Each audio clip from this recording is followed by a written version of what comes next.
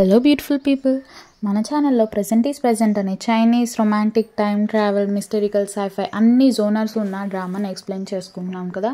Previous 6 ఎపిసోడ్స్ని ఎవరన్నా చూడనట్లయితే ముందు ఆ ఎపిసోడ్స్ చూసి ఈ ఎపిసోడ్ని ఫాలో అయిపోయింది. అప్పుడే మీకు స్టోరీ కంటిన్యూస్గా అర్థమవుతుంది.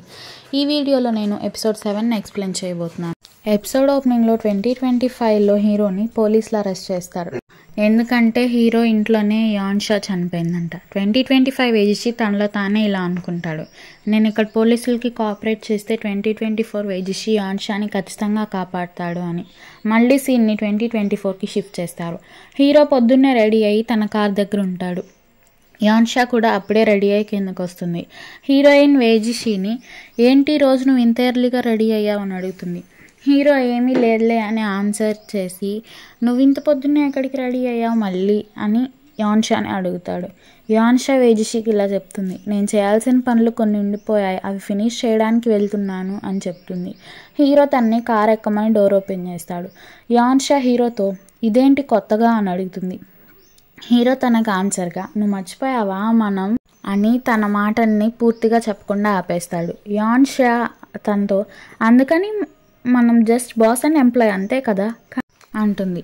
కానీ వేజిషి ఏమో అదేంటి మనం రూమ్మేట్స్ కదా అంటాడు. హీరోయిన్ ఇలా అంటుంది హీరోతో, అది షీలీని నమ్మించడానికి మనం ప్లే చేస్తున్న డ్రామా అంతే కదా అంటూ నేను కార్ ఎక్కను అంటుంది. హీరో ఏమో నువ్వు ఇప్పుడు కార్ ఎక్కపోతే మనం నిజంగానే డేట్ చేస్తున్నట్టు అని చెప్తాడు. యాన్షా కూడా నీతో నాకెందుకు అనేసి ఆ కార్ ఎక్కుతుంది. తర్వాత వాళ్ళిద్దరూ లేక్ సైడ్ హోటల్కి వెళ్తారు. యాన్షా హీరోని ఆ స్విమ్మింగ్ పూల్ దగ్గరికి తీసుకెళ్తుంది. హీరో కొంచెం భయపడి నువ్వు మళ్ళీ ఇక్కడికి ఎందుకు తీసుకొచ్చావు అంటాడు. యాన్షా హీరోతో మీరేం భయపడద్దు, నాకు ట్రామా అలాంటిదేం లేదు, మనం ఎక్కడ పోగొట్టుకున్నామో అక్కడే వెతకమంటారు పెద్దవాళ్ళు. ఇప్పుడు నేను స్విమ్మింగ్ నేర్చుకుంటే రేపు నేను ఆ సీన్ కూడా స్విమ్ చేయగలను చాలా ఈజీగా అంటూ అక్కడే ఉన్న సీన్ని వేజిషికి చూపిస్తుంది. హీరో యాన్షాతో అయితే నువ్వు ఇక్కడికి స్విమ్మింగ్ నేర్చుకోవటానికి వచ్చావా, అప్పుడైతే నీకు ఎలాంటి ఇబ్బంది ఉండదని అని అడుగుతాడు. యాన్షా వేజిషితో జోవే ఇంకా బయటే తిరుగుతున్నాడు కాబట్టి మన ప్రాబ్లమ్స్ ఇంకా అయిపోలేదు, వాళ్ళు నా మీద ఇంకోసారి అటాక్ చేసే లోపే నేను సెల్ఫ్ డిఫెన్స్ స్కిల్స్ నేర్చుకోవాలి, ఫస్ట్ అయితే స్విమ్మింగ్తో స్టార్ట్ చేస్తాను, ఇంకా నేను ఒక మేల్ కోచ్ని కూడా హైర్ చేసుకున్నానని చెప్తుంది. హీరో యాన్షాతో ఇప్పటి నుంచి నన్ను కోచ్ వే అని పిలువు, నేను వెళ్ళి డ్రెస్ చేంజ్ చేసుకొస్తాను అంటాడు. నెక్స్ట్ సీన్లో హీరో హీరోయిన్కి స్విమ్మింగ్ నేర్పిస్తాడు. వాళ్ళు స్విమ్ చేయటం అయిపోయాక ఆ స్విమ్మింగ్ పూల్లో ఒక చోట కూర్చుంటారు. వాళ్ళని ఒక ఫోటోగ్రాఫర్ పిక్స్ తీస్తాడు. ఇంకా వాళ్ళతో మీకు కపుల్ ఫోటోషూట్ చేస్తాను అని కూడా అంటాడు. యాన్షా మొహమాట పడుతూ మేము కపుల్ కాదు అని అంటుంది. హీరో ఏమో గట్టిగా ఓకే సార్ అంటాడు. వాళ్ళు డ్రెస్ చేంజ్ చేసుకోవడానికి రూమ్కి వెళ్తుంటే షీలిన్ ఎదురొస్తుంది. హీరో షీలిన్కి కోపం తెప్పించడానికి మేము ఈరోజు డేట్కి వచ్చామని చెప్తాడు. షీలిన్ ఆ కోపం పైకి కనిపించకుండా వాళ్ళిద్దరిని ప్రేమగా టీకి ఇన్వైట్ చేస్తుంది. ఇక యాన్షా మాట్లాడుతూ మిస్ షీలిన్ మాకు డ్రెస్ చేంజ్ అయ్యాక కపుల్ ఫోటోషూట్ ఉంది అని చెప్తుంది.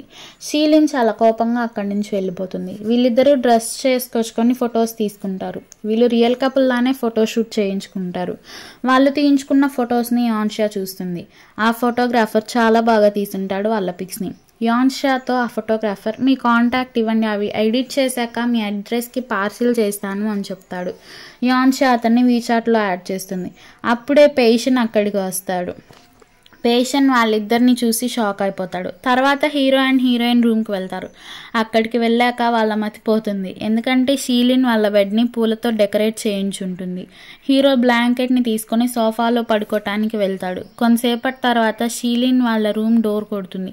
యాన్షా డోర్ ఓపెన్ చేస్తుంది. షీలిన్ దృష్టి అంతా వీళ్ళని డిస్టర్బ్ చేయాలని ఉంటుంది. షీలిన్ వీళ్ళకి ఆ హోటల్లోని బెస్ట్ షెఫ్తో కపుల్ మీల్స్ చేయించి తీసుకొచ్చి ఉంటుంది. తర్వాత ఆ రూమ్లోకి తొంగి చూసి ఏంటి సోఫా మీద బ్లాంకెట్ ఉంది, మీ ఇద్దరు విడిగా పడుకుంటున్నారా అని అడుగుతుంది. హీరో బాత్ సూట్లో వచ్చి యాన్షాన్ దగ్గరికి లాక్కొని ఇలా చెప్తాడు, మేము కలిసి సినిమా చూద్దాం అనుకుంటున్నాం ఈ నైట్కి, తనకి ఎక్కడ జలుబు చేస్తుందా అని నేను బ్లాంకెట్ తీశాను అని చెప్పి ఆ డోర్ని షీలిన్ మొహం మీద వేసేస్తాడు. యాన్షా వేజిషిని నువ్వేమైనా క్యాజువల్ పర్సన్ అనుకుంటున్నావా, అసలు ఈ డ్రెస్ వేసుకున్నప్పుడు నువ్వు డోర్ని అలా ఎలా ఓపెన్ చేయగలుగుతావు అని అరుస్తుంది. వేజిషి యాన్షాతో నువ్వు జెలస్ ఫీల్ అవుతున్నావా అని అడిగి క్లోజ్గా వెళ్తాడు. యాన్షా హీరోని ఏం చేస్తున్నావు అని అడుగుతుంది. హీరో బ్లాంకెట్ తీసుకొని యాన్షాతో మిస్ షీలిన్ మనల్ని ఊరికే వదిలిపెట్టదు, ఏం చేయాలో అంటాడు. హీరోయిన్ హీరోతో ఆ పిల్ల అంత పని పాట లేకుండా ఫ్రీగా ఉందా అని అంటుంది. నెక్స్ట్ మినిట్ నుంచి షీలిన్ వీళ్ళని ఇంటరప్ట్ చేస్తూనే ఉంటుంది. ముందు డిన్నర్ వద్దన్నారని చెప్పేసి డిజర్ట్ అండ్ స్నాక్స్, తర్వాత flower bouquet, water bottles, towels, wine అలా ఏదో ఒకటి తెస్తూ వీళ్ళని ఇంటరప్ట్ చేయడమే పనిలా పెట్టుకుని ఉంటుంది. అవి తెచ్చినప్పుడల్లా రూమ్ లోపలికి తొంగి చూడటంలా అలాగే చేస్తూ ఉంటుందన్నమాట. యాన్షా కోపం వచ్చేసి ఈ అమ్మాయి ఇలా విసిగిస్తే కాదు అని వేజిషితో అని రిసెప్షన్ కౌంటర్కి కాల్ చేసి మాకు చాలా కాంట్రసెప్టివ్స్ పంపించండి త్వరగా అని చెప్తుంది. హీరో షాక్ అయిపోతాడు. తర్వాత యాన్షా కూడా బాత్ సూట్కి చేంజ్ అవుతుంది. ఒక సర్వెంట్ వచ్చి వాళ్ళు అడిగినవి తెస్తుంది. యాన్షా సిగ్గుపడుతూ హీరోతో నువ్వెందుకు రిసెప్షన్కి కాల్ చేసావు, ఇప్పుడు చూడు ఏమైందో అని అంటుంది.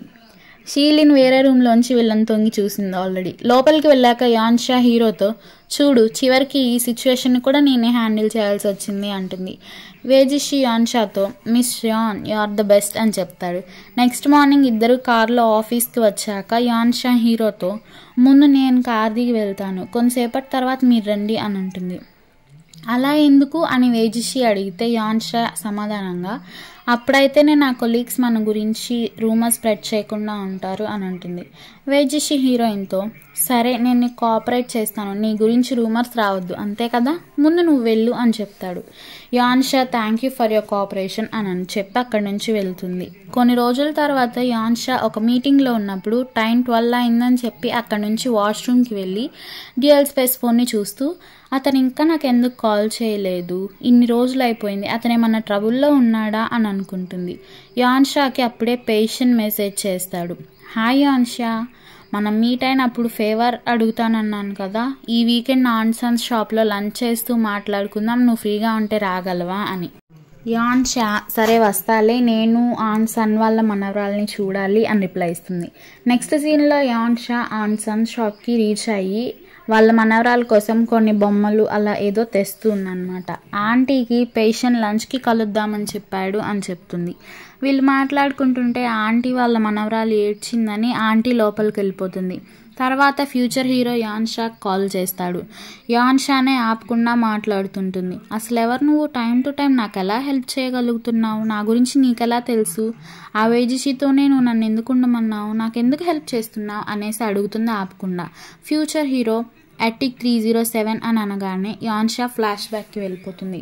ఒకరోజు చిన్నగా ఉన్న యాన్షా స్కూల్ నుంచి రిటర్న్ అవుతుంటే ఆ పాపకి అంకుల్ హెంగ్ వాళ్ళ అబ్బాయి కనిపిస్తాడు. అంటే హీరో వేజిషి అనమాట. అతను వెనకే వెళ్తుంది యాన్షా. యాన్షా చిన్నగా ఉన్నప్పుడే వాళ్ళ నాన్న అప్పులు కట్టలేక ఆ పిల్లని వదిలేసి పారిపోయాడంట. ఇప్పుడు అప్పుల వాళ్ళు కూడా ఆ పిల్ల వెనకాలే వస్తారు. ఆ పిల్ల వాళ్ళని చూసి తన ఇంటి వైపు కాకుండా అంకుల్ హెంగ్ వాళ్ళ ఇంటి డోర్ కొడుతుంది. అమ్మ నాన్న నేను వచ్చాను, అరే అన్నయ్య మళ్ళీ నా కీస్ మర్చిపోయాను అని డోర్ కొడుతుంది. ఆ అప్పుల వాళ్ళు ఈ చిన్నపిల్ల వెనకాలే ఆ పై దాకా వస్తారు. యాక్ట్ చేయి పిల్ల, నువ్వు ఎంత బాగా యాక్ట్ చేయగలవు, యాక్ట్ చేయి, ఎవరు డోర్ ఓపెన్ చేస్తారో చూస్తాం అని అంటారు అప్పుల వాళ్ళు. యాన్షా గట్టిగా వాళ్ళతో ఇంట్లో మా అన్నయ్య అమ్మ నాన్న ఉన్నారు, వాళ్ళకి చెప్పాను అనుకో అని, అరే అన్నయ్య డోర్ ఓపెన్ చెయ్యి అంటుంది. హీరో డోర్ ఓపెన్ చేసి నువ్వు ఇంటికి కూడా రావద్దు ఇంకోసారి కీస్ మర్చిపోతే అంటాడు. ఫ్లాష్ బ్యాక్ నుంచి మళ్ళీ ప్రెజెంట్కి వచ్చేస్తుంది సీన్. యాన్షా ఫ్యూచర్ హీరోతో నువ్వే నాది అని ఏడుస్తూ నువ్వెప్పుడు నా పక్కనే ఉన్నావా అని అడుగుతుంది. ఫ్యూచర్ హీరో కూడా ఏడుస్తూ కాదు, నేను ఆ ప్లేస్ నుంచి వచ్చేసాక నిన్ను మళ్ళీ కలవలేదు అని చెప్తాడు. 2 minutes టైం అయిపోయి ఆ డ్యూయల్ స్పేస్ ఫోన్ కాల్ కూడా కట్ అయిపోతుంది. యాన్షా ఫ్లాష్ బ్యాక్లో అంకుల్ హ్యాంగ్ వాళ్ళ అబ్బాయితో గడిపిన మూమెంట్స్ అన్నీ గుర్తు తెచ్చుకుంటుంది. హీరో డిప్రెషన్లో ఉండి స్లీపింగ్ పిల్స్ తీసుకుంటున్నప్పుడు ఈ పిల్ల ఆ స్లీపింగ్ పిల్స్ పడేసి అందులో మోటివేషనల్ కోట్స్ కొన్ని రాసి పెట్టుంటుంది. మళ్ళీ ఆన్సన్స్కి రిటర్న్ అయిపోతుంది పేషెంట్ వచ్చాడని. అతను యాన్షాతో సారీ యాన్షా, నేను ఇబ్బంది పెడుతున్నందుకు, మా ఫ్యామిలీ వాళ్ళు నన్ను పెళ్లి చేసుకోమని చాలా తొందర పెడుతున్నారు, నిన్ను షీల్డ్లా వాడటం తప్ప నాకు ఇంకో దారి లేదు అంటాడు. యాన్షా పేషెంట్తో నేను నీకు ప్రామిస్ చేశాను కదా హెల్ప్ చేస్తానని, చేస్తానులే నా వల్ల అయినంత వరకు అంటుంది. ఆన్సన్ వాళ్ళకి ఫుడ్ సర్వ్ చేసి పక్కకి వెళ్ళిపోతుంది. పేషెంట్ హీరోయిన్తో బిగ్ బ్రో లాగా అంటే అంకుల్ హెంగ్ వాళ్ళ అబ్బాయిలాగా యాక్ట్ చేస్తూ మాట్లాడతాడు. ఇంకా అతను R&D డిపార్ట్మెంట్కి ట్రాన్స్ఫర్ రిక్వెస్ట్ పెట్టాడంట, అది కూడా అప్రూవ్ అయిందంట. ఇంకా ఫ్యూచర్లో యాన్షాని హెల్ప్ చేయమని అడుగుతాడు. యాన్షా కూడా సరే చేస్తాలే నా వల్ల అయినంత వరకు అని చెప్తుంది. అయినా యాన్షా ఇంకా అంకుల్ హెంగ్ వాళ్ళ అబ్బాయి గురించి ఆలోచిస్తూ ఉంటుంది. ఈసీని చూపిస్తూ ఈ ఎపిసోడ్ని ఎండ్ చేస్తారు. Thank you for watching.